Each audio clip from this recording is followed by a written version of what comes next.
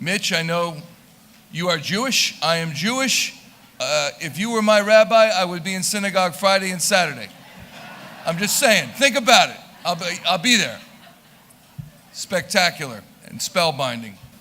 Unlocking the mysteries of life and death with Maury. So special. And so is our honoree tonight, who is the glue of the ALS Association of Philadelphia. And she got the Phillies involved. She got me involved. She got all you involved. And it came because she lost her husband, Alan, to the disease. She brought up their daughter, Amy, by herself. And she did it, I don't know how she did it, with a smile. I mean, this woman's unbelievable. I could try to say it in words, but I can't. So we put together a little video to honor Ellen Phillips. The notion of defeat does not exist in Ellen Phillips' universe, but it easily could. In 1982, Ellen learned that Alan, her beloved husband of only 3 years, was facing ALS.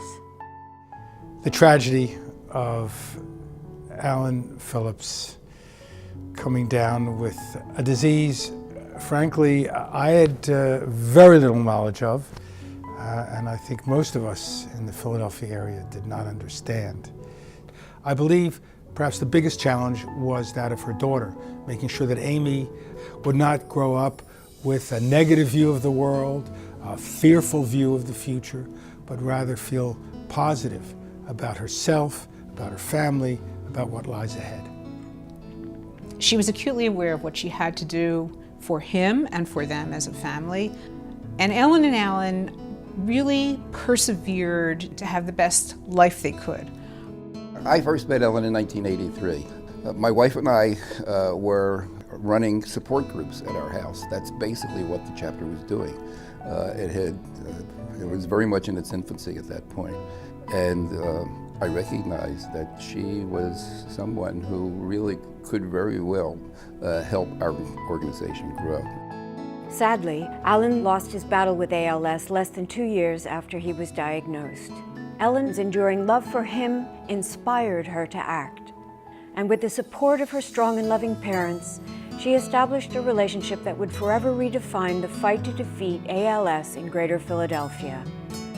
I had a phone call from a woman I did not know, but it was Mrs. Charleston, Ellen's mother. And she said, "I think that ALS belongs in baseball." From that day on, 33 years ago, it was Ellen Phillips with the energy and my wife with the feelings toward ALS, and just me in the middle trying to make things happen. And it turned out to be a wonderful experience. We've raised over $17 million over the 33 years, and keep going, keep going. Obviously, Ellen's involvement with the ALS Association and with the Philadelphia Phillies has meant everything to the Phillies. The Greater Philadelphia chapter is our principal charity, and we are so honored to support them each and every year, and Ellen Phillips, a true driving force in this landscape. If Nancy and then Lynn hadn't been here throughout the years, we wouldn't be standing here together and thanking everybody. Well, yeah, I think she's incredible. I mean, when you take the whole idea of she was handed a shoebox at the beginning of her leadership, and she has developed and grown the chapter to become the most successful chapter in the country.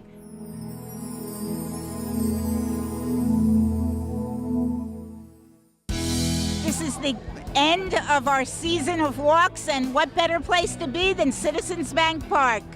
As chapter president since 1984, Ellen Phillips has energized thousands of friends, families, community groups, businesses, and corporate and healthcare partners to help end ALS.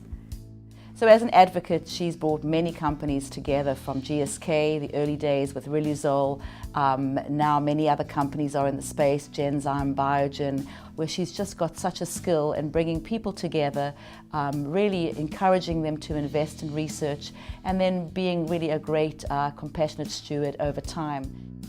Research is a slow process, and so you can't get frustrated if there aren't findings immediately. And Ellen understands that, so she's able to keep people motivated to follow those lines that are working out. Having lost her husband to ALS, her leadership and empathy is above all the most sincere by any president of any organization. She's always focused on the patients, and it's just genuine. And I came to realize that compassion for the patients is what fuels her and energizes her and keeps her going to beat this disease. And to thank you personally is Wes Rose and his family. I mean, as a patient who benefits from the Greater Philadelphia chapter, nothing is impossible.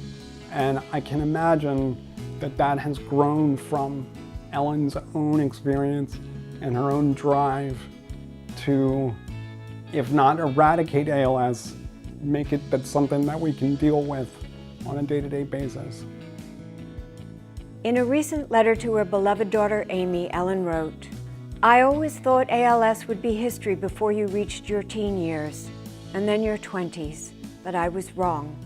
ALS is still with us, but not for lack of trying. Now that you are married, I dream of the day when we will find a treatment and cure for ALS. May that day come very soon. It just might, with Ellen in our corner."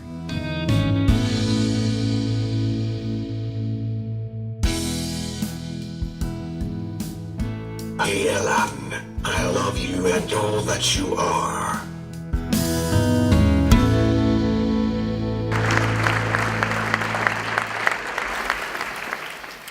Hi everyone, I'm Amy, Ellen's daughter. Thank you all for coming. Yay, Mom. Leader, motivator, inspiration, committed, passionate, compassionate, a great listener. These are all things you just heard in that wonderful video describing Ellen Phillips, president of the ALS Association Greater Philadelphia chapter. They're all also words that describe Ellen Phillips, my amazing mom. When my dad, Alan, was fighting ALS in the early 80s, my mom could have let her grief consume her. She had a toddler daughter learning how to walk and talk at the same time that her husband was losing his ability to move and speak. I cannot imagine how hard that must have been, how heartbreaking and overwhelming. Mom could have shut down, but she didn't. She opened up. Mom made sure that I didn't grow up in the shadow of tragedy. My childhood was full of love and fun and play, and most of all, hope. Through her dedication to the ALS cause, she taught me about the importance of never giving up, even if it meant fighting what at times seemed like an impossible battle. Of course, it wasn't always easy being Ellen Phillips's daughter. There was that infamous ALS yard sale that took over our house when I was about 5 years old, which ended with some of my favorite toys accidentally being sold. I was devastated. And there were those times that I would hide in the car in embarrassment as Mom jumped out to give out flyers for the Philly Fanatic Dog Walk to anyone who happened to pass by walking a dog. You guys remember the dog walk? It was super fun. Of course, I also know that it wasn't always easy being Amy Phillips's mother. So Mom, I would now like to take this opportunity to publicly apologize for literally everything between the ages of 13 and 18.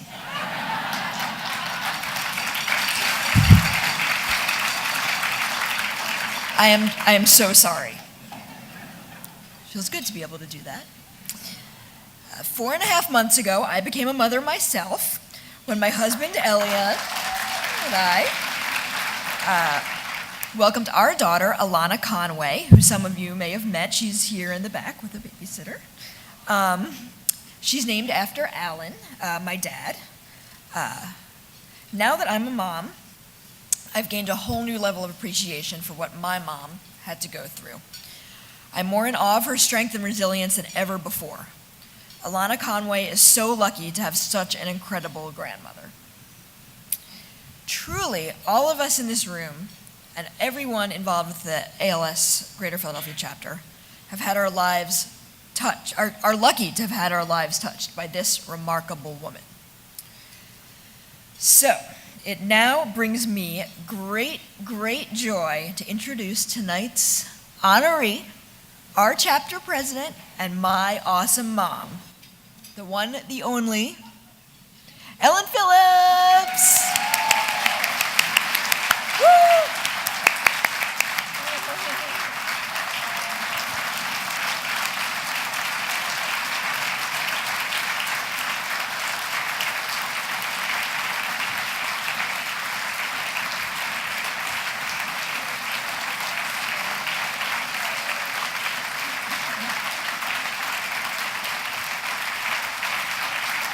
Thank you.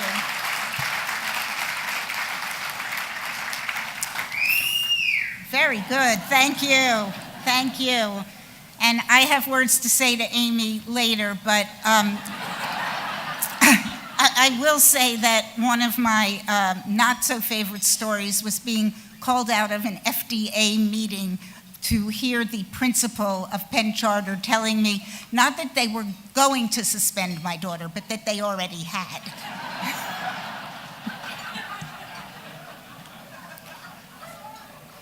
I forgive you.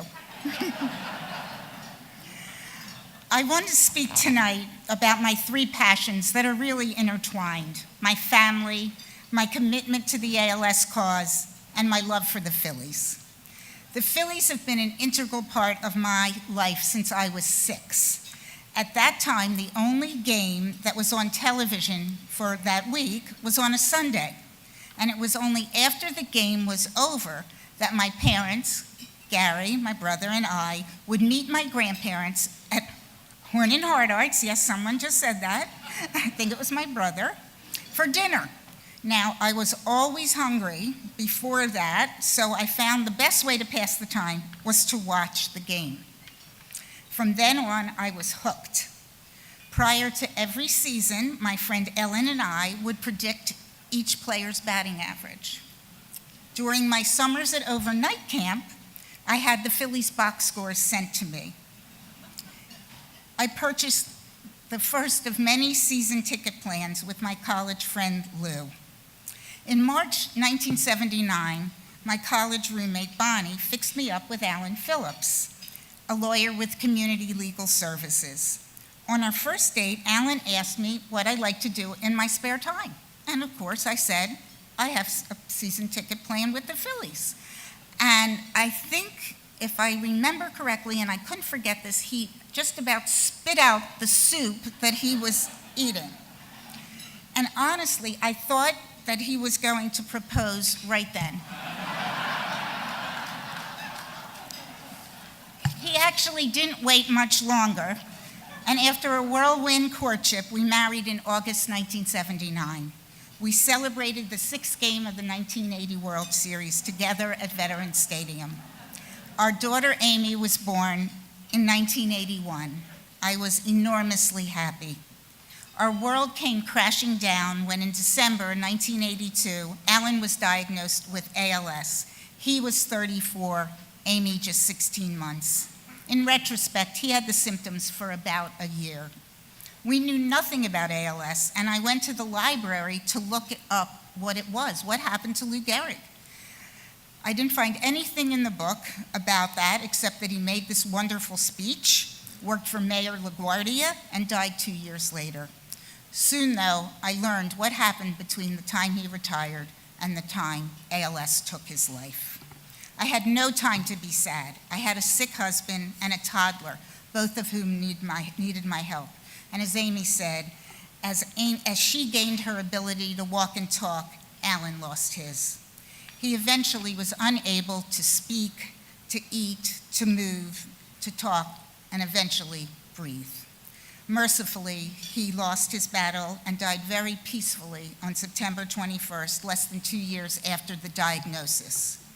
When he was ill, we researched organizations that could provide assistance, hope, anything, and we found a small chapter of a national organization. I discovered a very caring group who were united because of this horrible illness, and I became active with the chapter, attending support groups and board meetings in the home of Dottie and Ben Ornstein. It was very comforting. I tried to learn as much as I could about this little-known disease. During Alan's illness, my loving parents, Morton and Malvina Charlstein, provided balance during a very unbalanced time. Alan's parents had died, so my folks filled a dual role. They were always available to me and to Amy, emotionally, physically, and financially. I knew how fortunate I was to be their daughter. In 1983, they joined forces with Howard and Terry Abrams to form the Philadelphia Friends of ALS, and the Friends had a major role in fundraising for the chapter. In 1985, our chapter took up residence at Premier Dental, our family's business, and it was founded by my grandfather in 1913. For 10 years, Premier housed us and underwrote all of our expenses. After a decade, we were taking over so much space at Premier, they said they'd pay us to move. And they did. And they paid our operating expenses for the next 5 years and probably the next 25 years after that. Partnering with my beloved Phillies has been an amazing experience. I've met extraordinary people, Nancy and Bill, Lynn and David, Sherry and Jerry, Regina, who I'm so glad came in just to put that wonderful 84 jersey on my shoulders. John Weber, and many more who are occupying 4 tables here tonight. Each and every one, the nicest people you would ever want to meet. I vividly remember when the Phillies provided us with a press box to watch a game. An aide had to carry Alan, fireman style, down the steps to the front row of the box, and Amy scampered down to be with him. When both were situated, I just happened to look over to the next box, and there was Harry Callis with tears running down his face. My mom, and those of you who knew my mom would not be surprised at this next phrase, not wanting to waste an opportunity. I've inherited that. Went next door and asked Harry if he knew what ALS was. He nodded and said to let him know whenever and whatever he could do for us. True to his word, Harry was the MC of every annual luncheon we had until he died, except the one in which we honored him. Our relationship with the Phillies helped us raise awareness and funds beyond our wildest dreams. The dollars helped us to expand and create services that our board knew from their own experience were needed. From the beginning, the Phillies wanted their players to understand what ALS was. And so we went and spoke to the Phillies each time there was a festival. And that had a profound effect on how things were done with the Phillies. Sorry, I'm a little out of order here, but I thought I had lost the speech, and then what? You would have been able to go home early.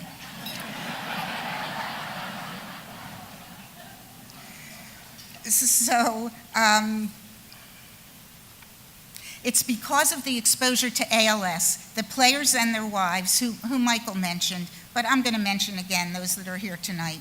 Shonda, Peg and Mickey, Connie and Greg Gross, Allison Leiter, Virginia Amaro Machado, all of them, they're here tonight. And then 4 tables, as I mentioned, of such close friends. They became deeply involved with our chapter, and they remain so. It doesn't matter if they left the organization or retired. They are still supporting the ALS cause. The term family may be overused, but not when describing the Phillies' partnership with the ALS Association. When Alan was still alive, I was asked to become president of the chapter. I politely declined. My plate was overwhelming. Soon after Alan died, Dorothea Baer came again. She said her husband was leaving the country, and would I please become the chapter president?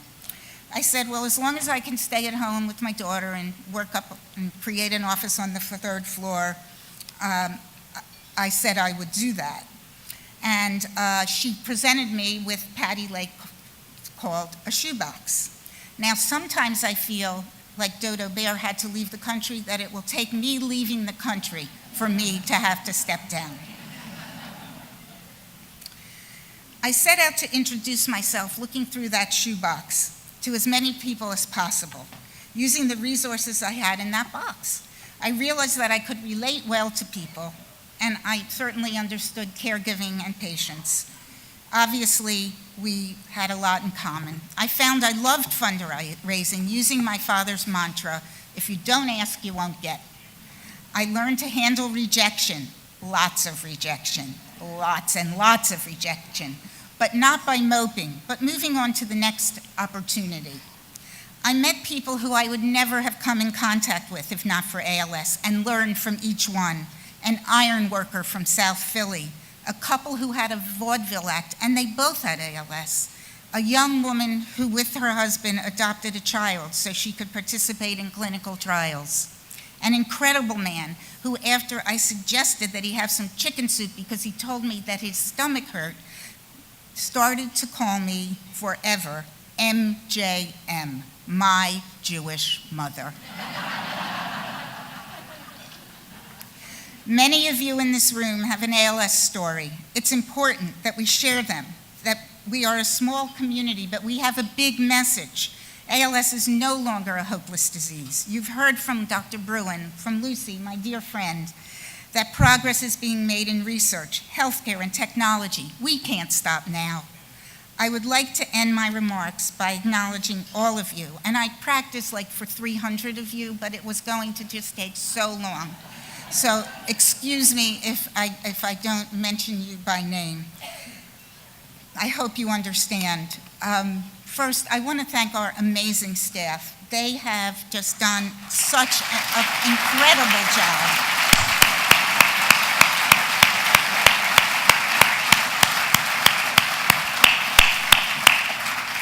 Every one of them, emails flying, 3 in the morning, back in the office, more emails at 7 in the morning for a long time, a very, very long time.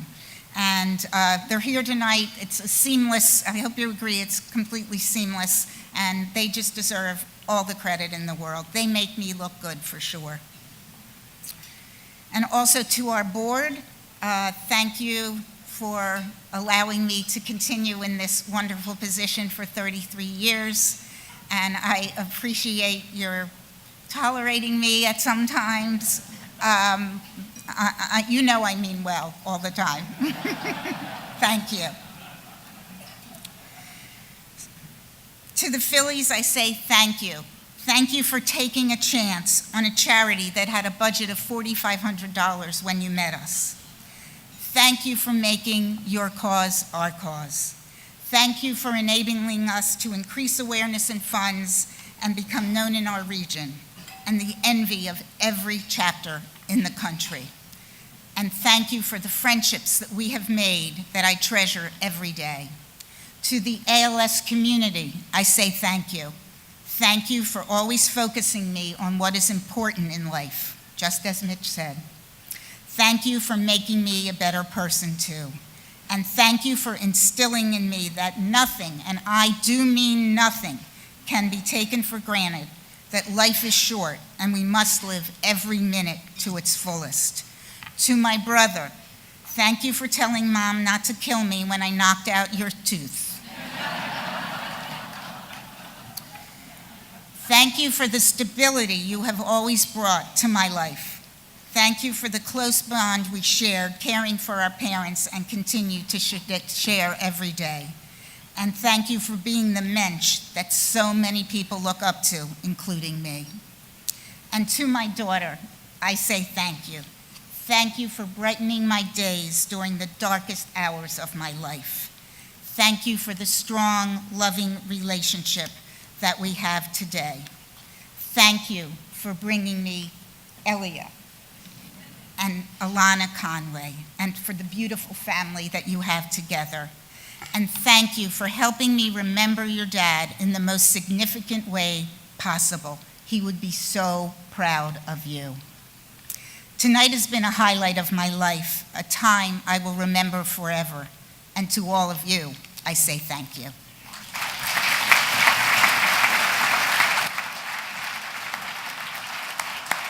Ellen Phillips, everybody. Come back, Ellen. Ellen, yes. Come back. Amy, come on up.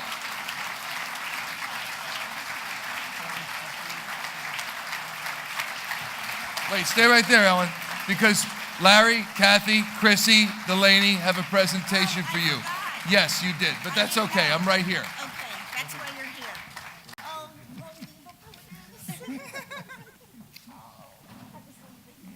I'm glad I came back. As Michael said, we're the Delaney family, at least some of the Delaney family. I'm Larry Delaney, my daughter Kathy, and my daughter Chrissy. And your daughter Ellen. We are very honored to be asked to present a special present to Ellen. Ellen, as you've seen from the tributes here tonight, you have spent your life lifting up the lives of others. Since you joined the ALS Association, you have met literally thousands of people with ALS and their families. Yet despite those numbers, you never see this disease as a list of statistics, but as real people who have feelings and who matter. As you know, our family has been hit with ALS a couple of times. When my wife and the girls' mom, Lorraine, had ALS, you were there for us. When my daughter and the girls' sister, Karen, was diagnosed, you were again there for us every step of the way. Like every other family here, we knew that we could rely on Ellen Phillips. Ellen, you've always told the story, and again, you told it tonight, about how when you became chapter president, you were handed a shoebox that contained index cards of all the families touched in the area by ALS. The chapter records may have fit into a shoebox then, but now with your leadership, it has continued to grow all these years, and your heart has grown to include our family and all those who have been affected. Tonight, we are giving you a new shoebox. This one includes notes from people who tried their best to put into words what you have meant to them, and memories of their personal stories of you. This is our way of giving back to you the love that you have given to us, and to let you know that just as you made sure none of us were ever forgotten, we will never forget the kindness and compassion of Ellen Phillips. Thank you so much.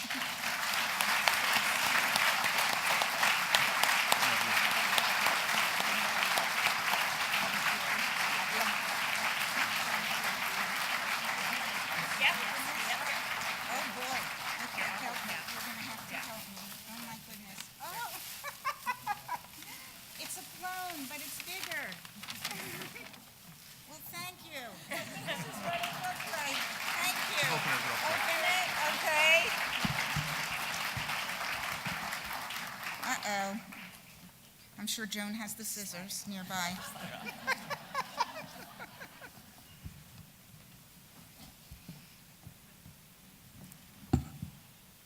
Oh, wow. Thank you so much. Oh, my goodness. There are all these cards from you. Thank you so much. Thank you again and again. Thank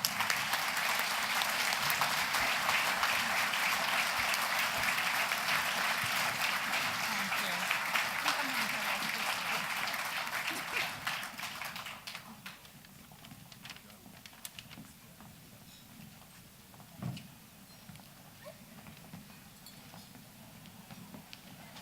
What an evening, and I am blessed and honored to have a note in that box. So thank you, Joni. Thank you, Ellen.